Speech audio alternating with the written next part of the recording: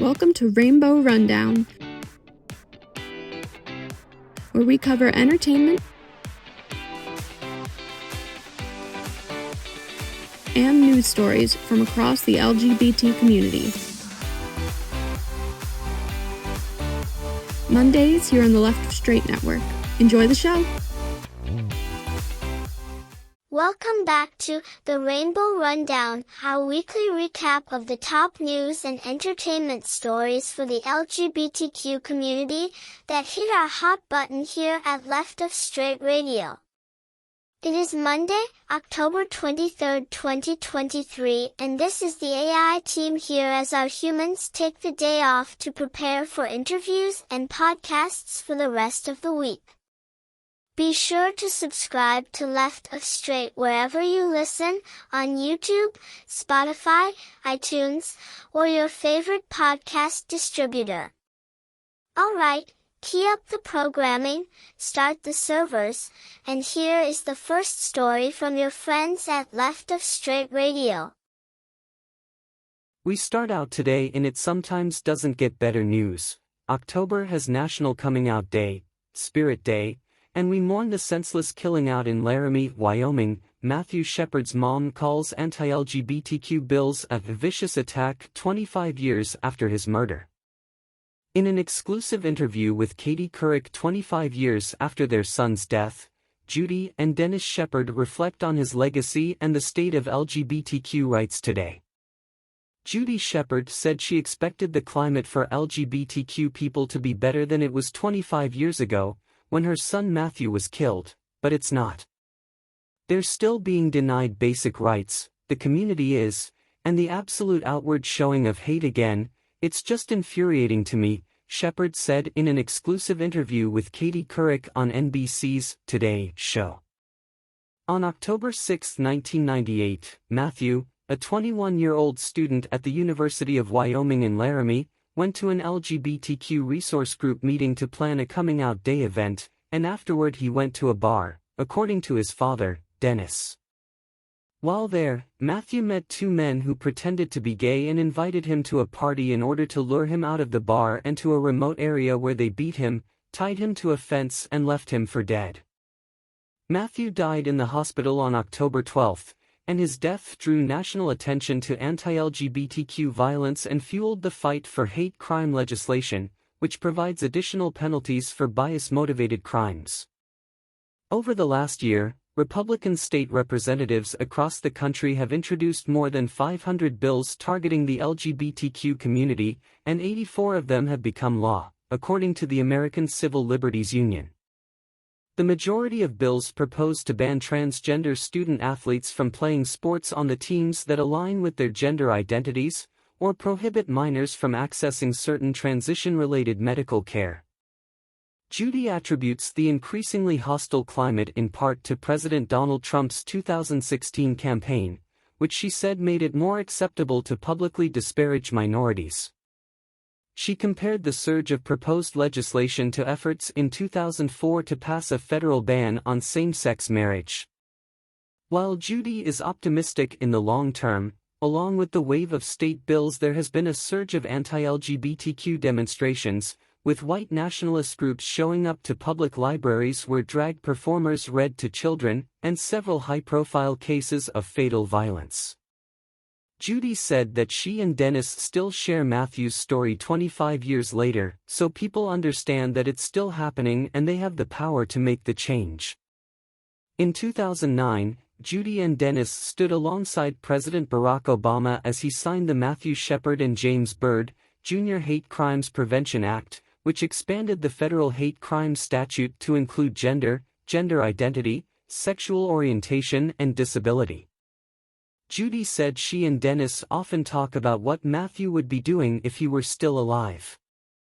He would be 46, which was the age she was when he died. She said his dream was to work for the State Department, because he was gifted in learning languages through immersion. Dennis said he has mixed feelings about continuing to speak publicly about Matthew and his death a quarter-century later. We figured we only had a couple, 3 years, and then go on to something else, that this wouldn't still be going on, and we still have the same problem, he said.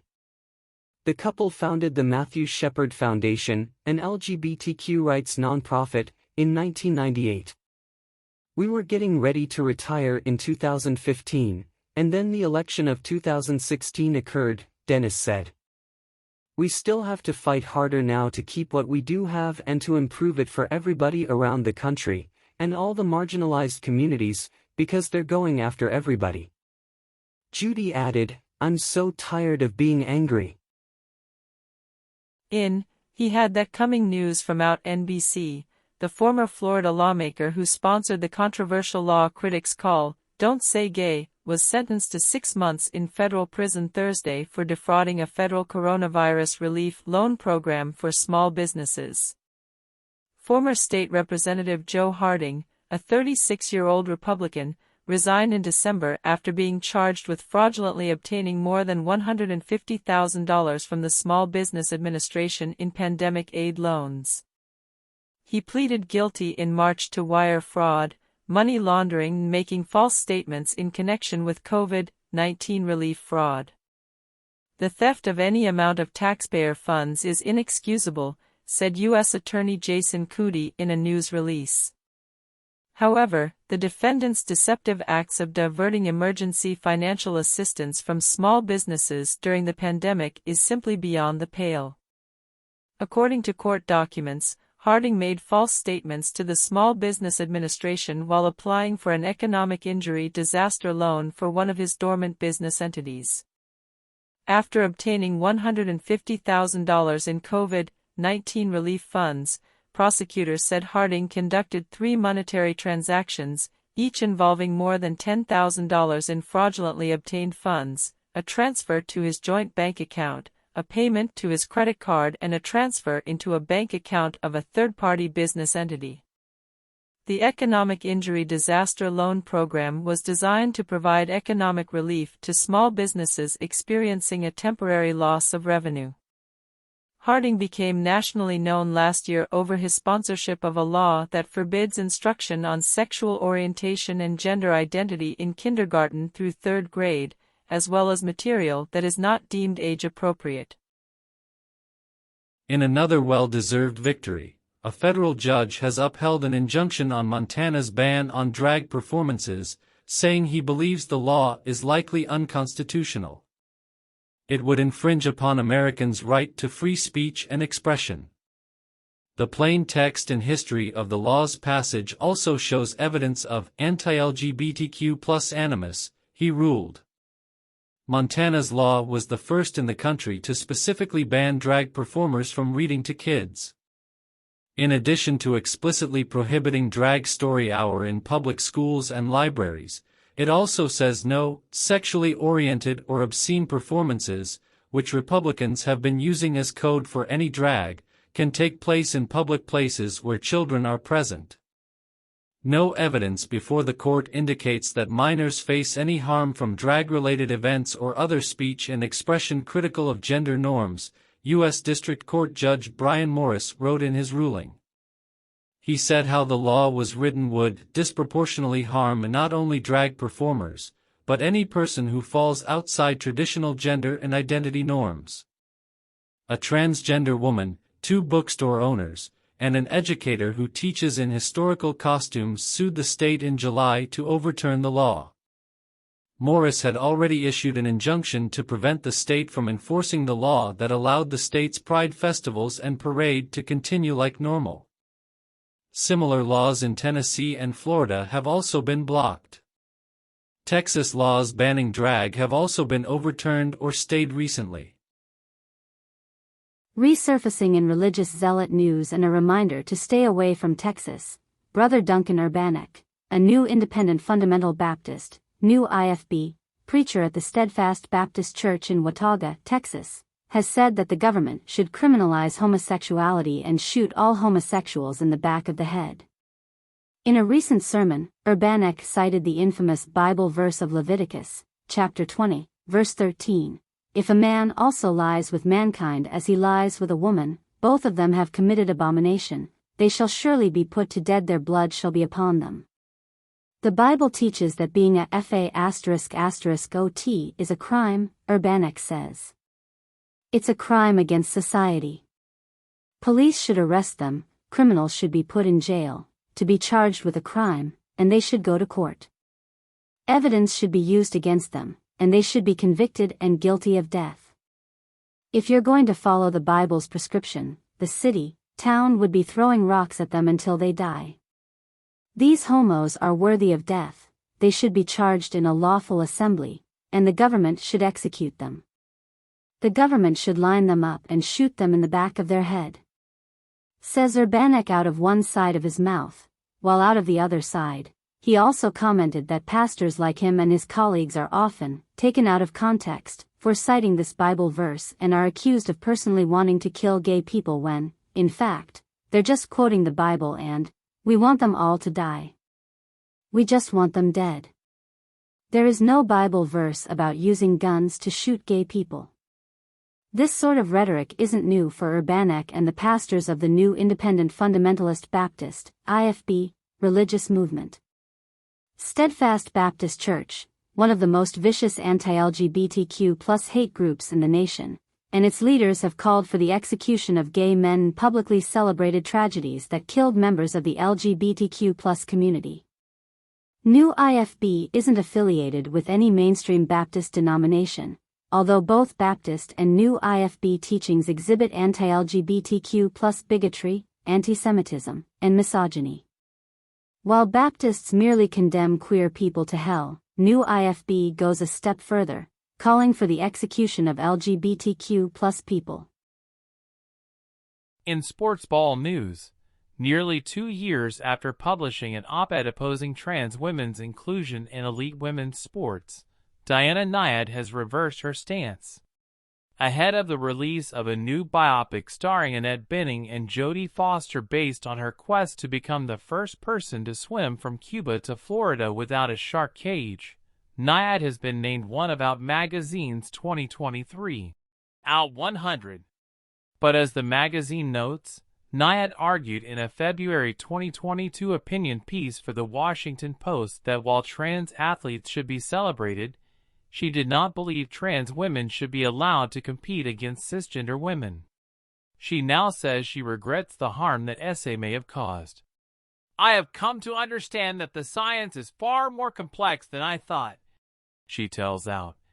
And there are clearly more educated experts than I who are creating policy to ensure that elite sports are both fair and inclusive of all women.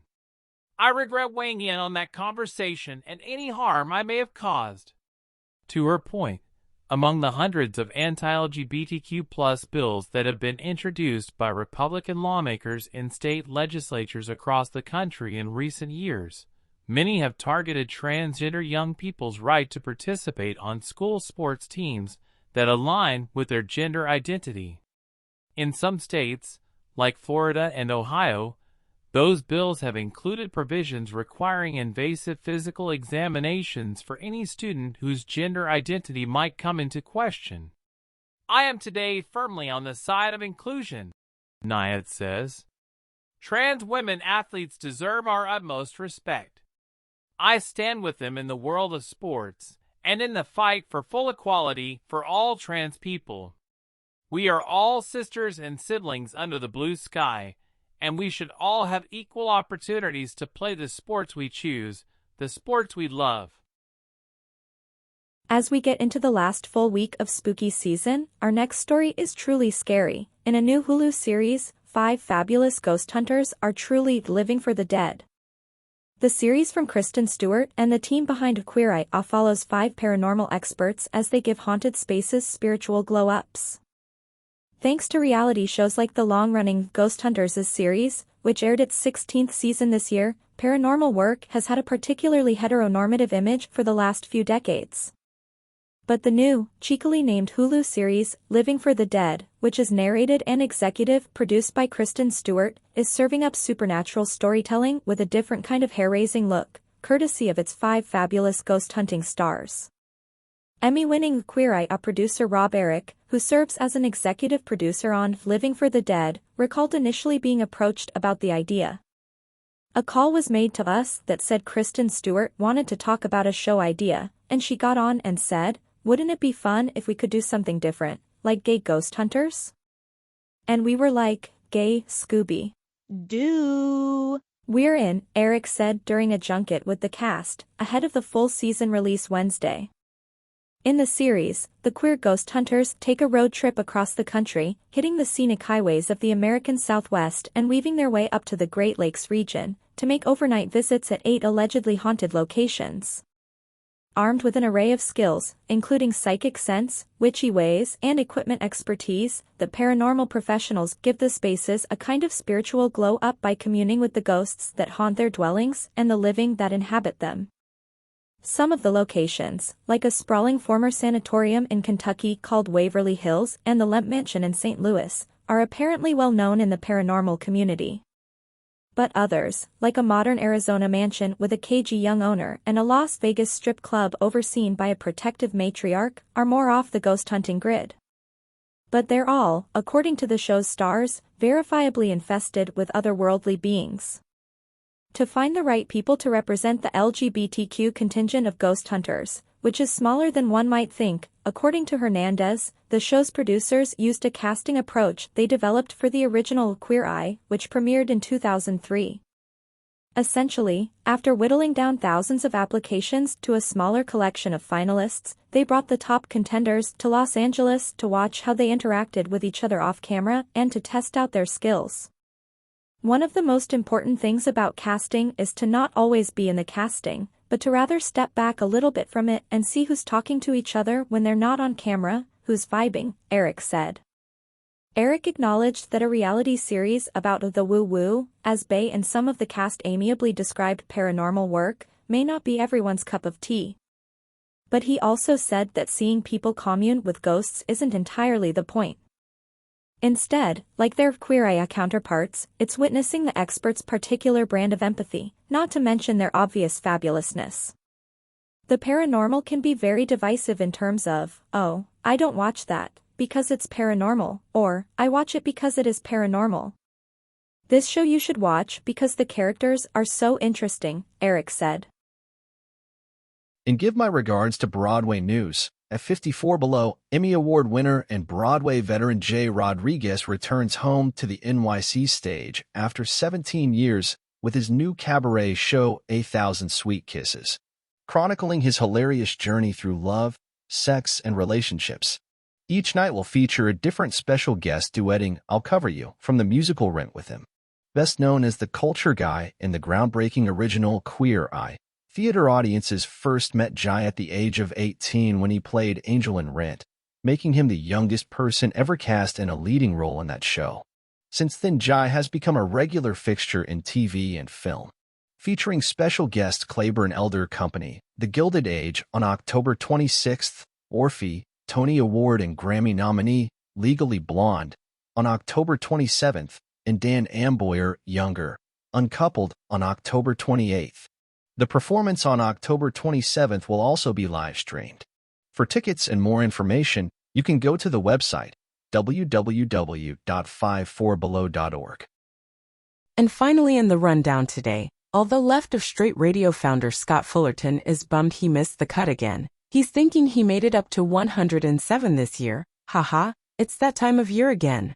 The Out 100 honorees for 2023 have been announced, and that means celebrating all the inspirational and influential LGBTQ+ folks that are proudly shaping the future for our community with everything they do. To provide a more in-depth look at our honorees, we're spotlighting these groundbreaking activists and trailblazing artists with a 1-hour television special that goes into the profound impact and perspectives of these amazing individuals.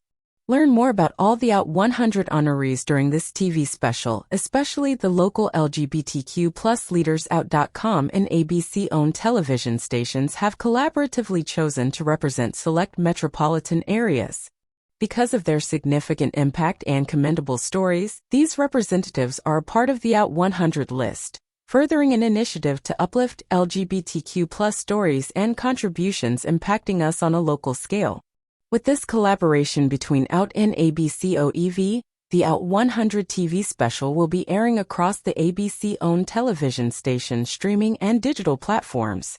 Beginning Saturday, November 25th, an hour-long special will offer audiences an inside look at the profound journey behind the Out 100 list, casting light on the inspiring stories of LGBTQ+ victories, challenges, and moments of joy.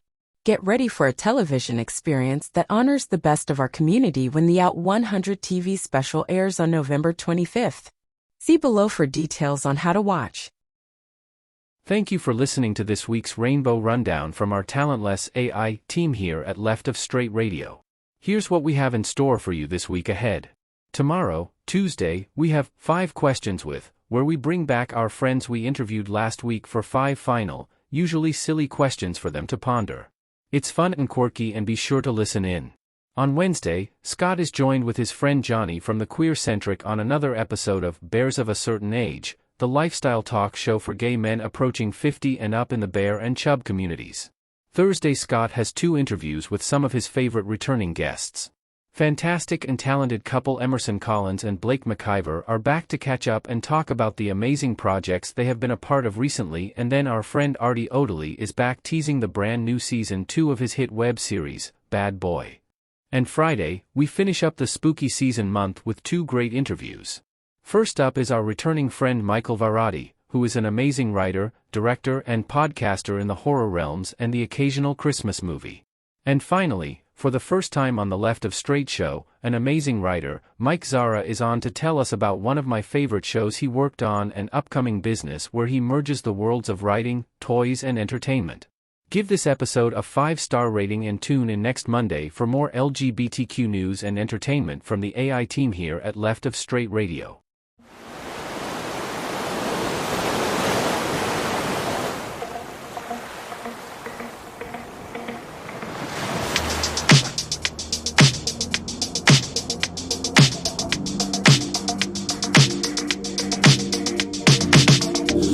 When I look at that body, when he's kissing your neck, I get a little bit jealous, but I'm the one who left.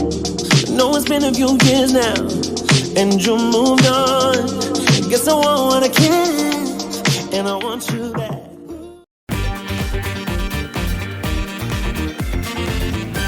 Thanks for listening to The Left of Str8 Show. Be sure to subscribe on your favorite podcast distributor, and please give us a 5-star rating so more listeners can find us. You can follow us on social media, and be sure to check out our website, www.leftofstraightradio.com, for contests and other news and information. See you next week.